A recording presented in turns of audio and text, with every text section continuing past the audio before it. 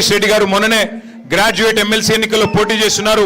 స్వల్ప తేడాతో ఓడిపోయిన తమ్ముడు రాకేష్ రెడ్డి గారికి, అట్లాగే వేదిక పైన ఉన్న శ్రీ పల్లె రవికుమార్ గౌడ్ గారు, మల్లికార్జున రెడ్డి గారు, సోదరులు వెంకటేశ్వర రెడ్డి గారు, సోదరుడు ఉపేందర్ గారు, సోదరుడు గెల్లు శ్రీనివాస్ యాదవ్ గారు, సర్దార్ రవీందర్ సింగ్ గారు, అట్లాగే మార్పెద్ది శ్రీనివాస్ గౌడ్ గారు, మరి అందరినీ హుజూర్ నగర్లో ఈరోజు వెంట పెట్టుకొని ఇంత ఎండాకాలంలో కూడా ఇంత పెద్ద ఎత్తున ముందుకొచ్చిన తమ్ముడు శ్రీ పిల్లుట్ల రఘు గారికి, అట్లాగే వారితో కదిలి వచ్చిన మా తమ్ముళ్ళకి, మా అక్క చెల్లెళ్ళకి, మరి మొదటి నుండి పార్టీ జెండా ఎత్తి దించకుండా పోరాటం చేస్తున్న మా భారతక్క లాంటి నాయకురాళ్ళకి, నాయకులకి పేరు పేరున అందరికీ, పత్రికా మిత్రులకి పేరు పేరున నమస్కారాలు.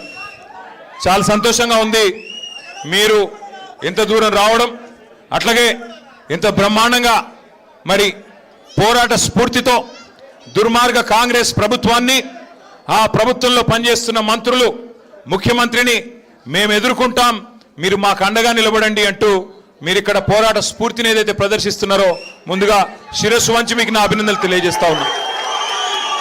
2023 ఎన్నికల్లో ఆనాడు మన హుజూర్ నగర్ నియోజకవర్గంలో 70,000 ఓట్లు వస్తే, తర్వాత జరిగిన పంచాయతీ ఎన్నికల్లో సంవత్సరంన్నర తర్వాత గెలిచిన ఎమ్మెల్యే, గతంలో ఎమ్మెల్యేగా పనిచేసిన వ్యక్తి వదిలిపెట్టి పోయినా మేము మాత్రం వదిలిపెట్టమంటూ గ్రామ గ్రామాన సింహాల మాదిరిగా పోరాటం చేస్తున్న మా తమ్ముల వల్లే, మా చెల్లెళ్ళ వల్లే ఏం జరిగింది అంటే పంచాయతీ ఎన్నికల్లో 14,000 ఓట్లు అదనంగా వచ్చినాయి. 70,000కు 84,000 అంటే మన బలం మరింత పెరిగింది తప్ప తగ్గలేదు.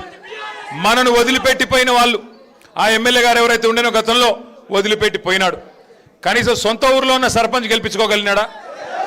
అంటే పార్టీ నీడ నుండి పోతే ఏం జరుగుతుందో చెప్పడానికి ఇగో ఈ మీ హుజూర్ నగర్ మాజీ ఎమ్మెల్యేని గొప్ప ఉదాహరణ. ఈరోజు ఒక అనామకుడుగానే వచ్చినాడు, రేపు అనామకుడుగానే మిగిలిపోతాడు తప్ప ఏమీ అయ్యేది లేదు. ఒకటి మాత్రం పక్కా, రేపు సరిగ్గా ఏప్రిల్ 27, 2026 మనం పెద్దలు కేసీఆర్ గారి నాయకత్వంలో ఆనాడు 2001వ సంవత్సరంలో 25-26 కిందట జలదృశ్యంలో కొండా లక్ష్మణ్ బాపూజీ గారు, పెద్దలు స్వర్గీయ మాజీ మంత్రివర్యులు వారు ఆశ్రయమిస్తే జలదృశ్యంలో ఆనాడు ఎగిరింది గులాబీ జెండా. 25 ఏళ్ల కింద రేపటితో 25 వసంతాలు పూర్తి చేసుకొని 26వ సంవత్సరంలో అడుగు పెట్టబోతా ఉంది గులాబీ జెండా. భారతదేశంలో ఏ పార్టీకి లేని విశిష్టత మన పార్టీకి మాత్రమే ఉంది.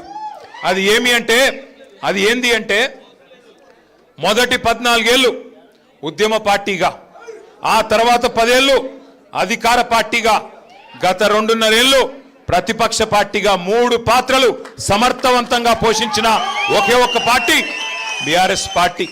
మన నాయకుడు కేసీఆర్ గారిని ఇవాళ 3 ఫీట్లున్నోడు, 4 ఫీట్లున్నోడు కూడా చాలా మాటలు మాట్లాడుతున్నారు. నోటికి ఎంత వస్తే అంత, ఎందుకంటే వాళ్ళు పాపం ఐడెంటిటీ క్రైసిస్లో ఉన్నారు. ఎవరైతే ఇవాళ కేసీఆర్ గారిని దూషించి ఏదో 4 మాటలు కేసీఆర్ గారినని పైశాచిక ఆనందం పొందే ముఖ్యమంత్రి ఉన్నాడో పాపం ఆయనకు ఐడెంటిటీ క్రైసిస్ ఉన్నది. ఐడెంటిటీ క్రైసిస్ అంటే ఆంగ్లం ఎక్కువైపోయింది. ఐడెంటిటీ క్రైసిస్ అంటే తెలుగులో చెప్తే ఆయన ఎవడు దేక్తలేడు, ఎవడు గుర్తుపడతలేడు. నిన్న ఎక్కడనో కాదు, నిన్న ఇక్కడ శంషాబాద్ దగ్గర ఏదో రిబ్బన్ కటింగ్ ప్రోగ్రామ్ పోయిండు. మనం తెచ్చిన నేను చెప్తా తొందరపడక, నా చెవులో మీరు ఎర్రకపోతే చాలు. మనం తెచ్చిన కంపెనీ మన టీ హబ్లో పుట్టిన కంపెనీ. అది ఆ టీ హబ్లో పుట్టిన కంపెనీ పెద్దగా అంతరిక్షంలోకి రాకెట్లు పంపుతున్నది. ఇక రిబ్బన్ కట్ చేయవా రేవంత్ రెడ్డి అని నేను పిలిచినారు. మనం గట్టినవన్నీ కడితే ఆయన పోయి రిబ్బన్లు కట్ చేస్తున్నాడు, అంతే కదా, ఏముంది చేసింది ఇప్పటిదాకా. పిలిచినారు, పోయినాడు.